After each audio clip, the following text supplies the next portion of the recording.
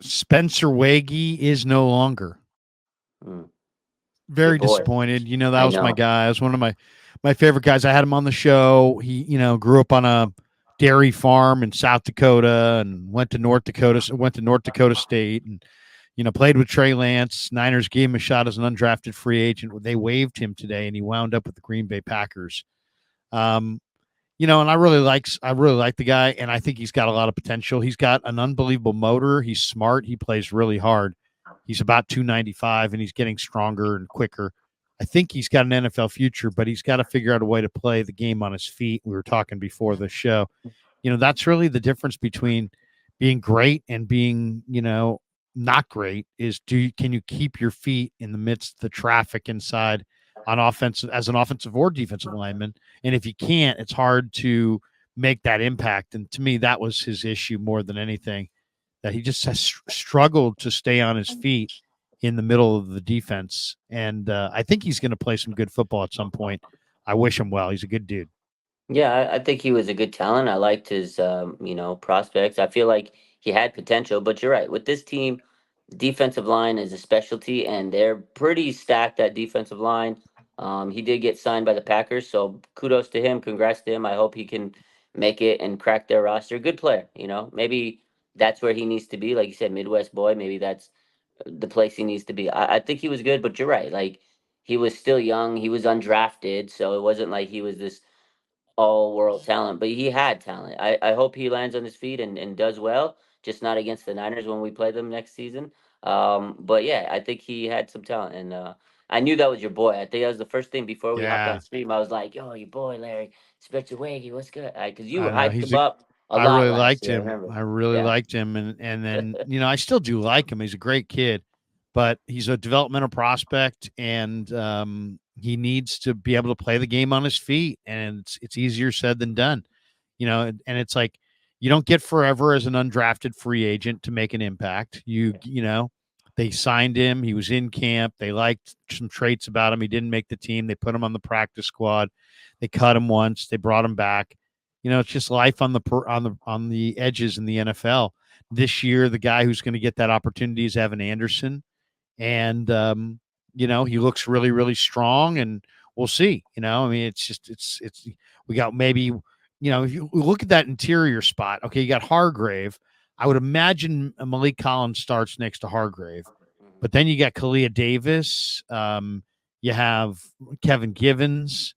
You signed Jordan Elliott. Jordan You know, Elliott, yeah. you've got a few other guys in there. So it's going to be interesting to see. There was kind of a how many you're only going to keep so many defensive tackles. And when they got rid of Armstead and added two guys, that kind of hurt Wage's chances because it just gave them one more body of veteran quality depth, and he's the odd man out. So we'll see how he does in Green Bay. Yeah. Um, Drake Greenlaw sat down with Matt Mayoko and said he doesn't know if he's going to be gone for 2 games, 3 games, 4 games, 5 games, 6 games, 10 games. Um, You don't and know. and when he comes back, he's just going to play like Dre Greenlaw, like reckless abandon. But the question is, when's he going to come back? And then will he be diminished when he does come back? Because it is a significant injury. Hmm. He does fly around with reckless abandon. If you think about the Achilles too, I mean, think about the job of a linebacker. Hmm. At the snap, you forcefully shoot back and backpedal. Then you have to plant your foot and drive forward to wherever and vault yourself forward, and it just puts so much pressure on the Achilles. um I'm eager to see him come back, but at the same time, part of me says, you know what, Trey, take as much time as you Hmm. need. take Yeah. it take 10 weeks, take as much your career. And you know what, there's other guys here. There's D Winters, there's Jalen Graham. They just brought in Tatum Bethune. There'll be all kinds of guys cut at the deadline. There's the Niners are going to be just fine. Nobody's going to be Dre Greenlaw, but you know what I'm saying? They're going to be just fine.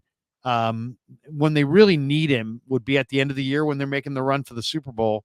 So if I were them, I'd take a very conservative approach. When do you think he'll be back?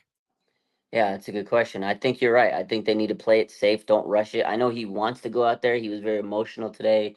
I was watching that with Mayoko on 49ers Talk, and he wants to play. He's just a physical, just he's hungry when he's out there. He plays so violent, and I think that's gonna really dictate how he is coming back because he says he won't be back until he knows his body is not giving up on it. Like he has to trust his body, and when his body feels at the point where he can play where he needs to play because he's just so explosive. He runs sideline to sideline, and I feel like if they bring him back too early, he can re-injure himself, and then he's gonna be gone for a long time.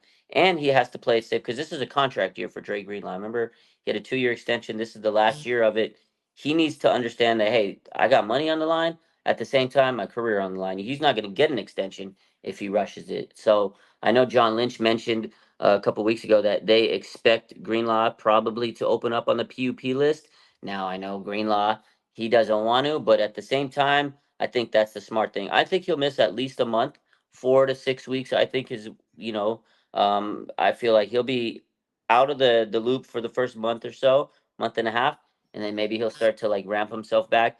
The blessing for the 49ers, I know none of these guys are the same as Dre Greenlaw, but they did get Campbell, like you said, so many good linebackers that they've added. Last year they drafted two, they got one this year, and they have Johnny Holland, the best linebacker coach in the NFL. So if there's one position that we could afford a little bit of a hit, it is linebacker. Although I feel like losing Dre Greenlaw in the Super Bowl was the straw that broke the camel's back. Like Yeah. that was the momentum killer. But I don't want him to rush him. And I agree with what you said, Larry. If he could come back mid-season and then get himself ready and be like 100% Drake Greenlaw by the playoffs, then that's great because it's a long season. So I'm okay if he misses the first month or two.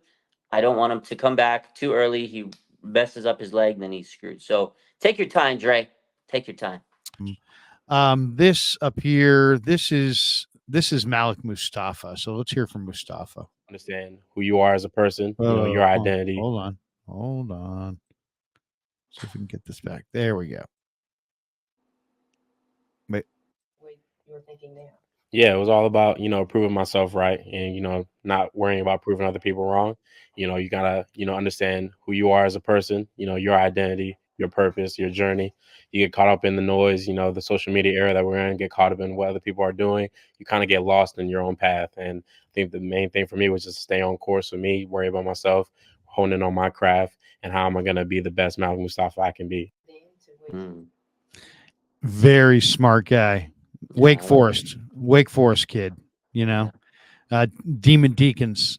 They always produce a lot of smart players, They sure do, and man. He's got a good you head can on tell his. that guy's super smart. He's got his, he's wired right. That was a nice pick. That Yeah, getting Mustafa. I think Mustafa. The question is, can Mustafa play free safety? Um, no, yeah, I good. don't know if he can play free safety. Here's Garendo. Tell me what you think of Garendo here. Yeah, Um, Big Isaac Garendo. Let's see. Push this back. There we go. Many games did you start in college? Started one. How do you explain that? Like, is that kind of what you're talking about there? Yeah, I think it's a similar thing, but I've played with a lot of great backs, been in a lot of great rooms. So I mean, I think that's it itself. But I think at the same time, going to this level, making this transition, I think it's something that helps me because a lot of these guys have been the feature guy. Pretty much since they were young, they were, the guy at their high schools and they were the guy at their colleges. But I think for me, it kind of gives me a leg up in the sense that, what are these guys going to do when they aren't the starter? How mm, are they going to handle that? How are they going to move forward with that? And, given the fact that I've already been through it like plenty of times, like obviously it's not going to change my mindset. I'm going to continue to work hard with whatever it is, but just continuing to embrace that role. Did it ever bother you that you weren't a starter? Obviously, it's frustrating. You want to contribute and play as much as possible, but I um, loved it. I think if I were to let it bother me, it probably wouldn't allow me to be ready for those moments when I did get them. So, I just continue to have that patient mindset so that I could be ready for those moments. mm, Did that bother you? Are you kidding me? I mean, I was just chilling. I didn't have to take all those hits. I mean, it was better. I mean, I love not playing, and I've mastered it. That's why I'm going to be good here, because I'm not going to play here either, and I'm going to be comfortable not doing it. And those guys, I don't know. I I like Garendo's size and speed, and I see the potential that everybody else sees. I do think it's interesting that McLuhan's like he's not going to make the roster. Is he going to be a return guy? Is he going to be a receiver? He was a receiver in high school. He's built like a fullback, but he's a running back. He's got running back speed. I don't know. It's going to be really intriguing. How do you see Shanahan using Garendo? Yeah, he definitely is an intriguing player. He can catch, he can play the fullback. It really depends on how his blocking is, and he is fast. This guy is a weapon. And you know what? Honestly, I think initially he might be a return man, and Kyle kind of tries to gain his trust because they did lose Ray McLeod. There is a new return rule this year, so I feel like the 49ers have a couple guys that initially they might earn their trust by becoming a return man, and then Kyle can see, okay, I can implement him like this into the roster. But again, I think eventually when the dust settles, he will be a guy that Kyle's gonna absolutely utilize in this roster and throw him on those quick tosses and throw him on those counter plays. And okay, CMC, he might be taking a break here and there. You're going to want that speed to kind of keep going and run down people's throats. Niners run the ball. So I think eventually he's going to be a nice little weapon for the 49ers. But, he knows he's got to have to take his time. He's got a chip on his shoulder. And I like that about him is he knows, hey, I'm not coming in here to be the starter. There's a lot of guys ahead of me, but he's been in that role before. And I think now you're right. He's got fresh legs. He didn't take those hits in college, and now he's ready to go. Hey, look, Kyle, I'm here for you. Let me show you what I can do. So I'm intrigued. I'm excited. I think eventually he'll be a nice little weapon for Kyle, but they're going to be able to utilize him in a lot of ways because that's why Kyle got him. He wants a guy that's versatile. Kyle loves versatility. The more you can do, the better in Kyle's eyes. Wow, it's going to be fun to see how he's utilized as well as Cody Schrader. One more I want to show. This is Kingston.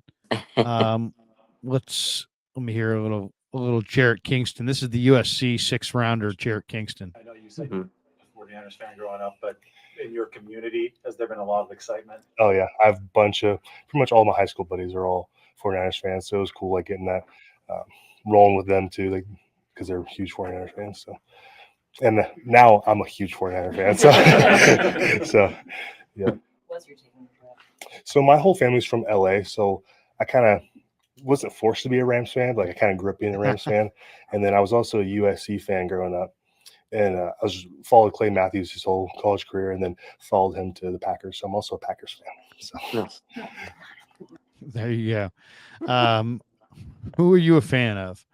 I'm not sure how he's going to fare, but you know what? The odds are that they have 4 new offensive linemen. The odds are a couple of those guys that they got are going to stick, and probably Pooney, I would guess, would be one.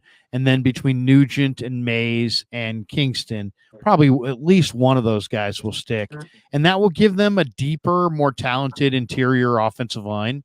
I know there are a lot of people that say, oh, they didn't do anything for the offensive line. That's not true. They added 4 players, and I think all 4 players are good prospects.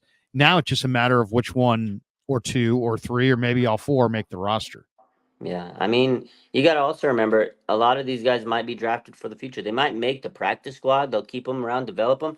Because again, next year, we've talked about this. Jake Brendel, 32. Will he be on the roster still? Feliciano, 32. He said it might be his last year. Trent Williams, he's 36. Time is ticking on him. So that's 3 guys that might not be here next year. And then you have Aaron Banks, who's a free agent.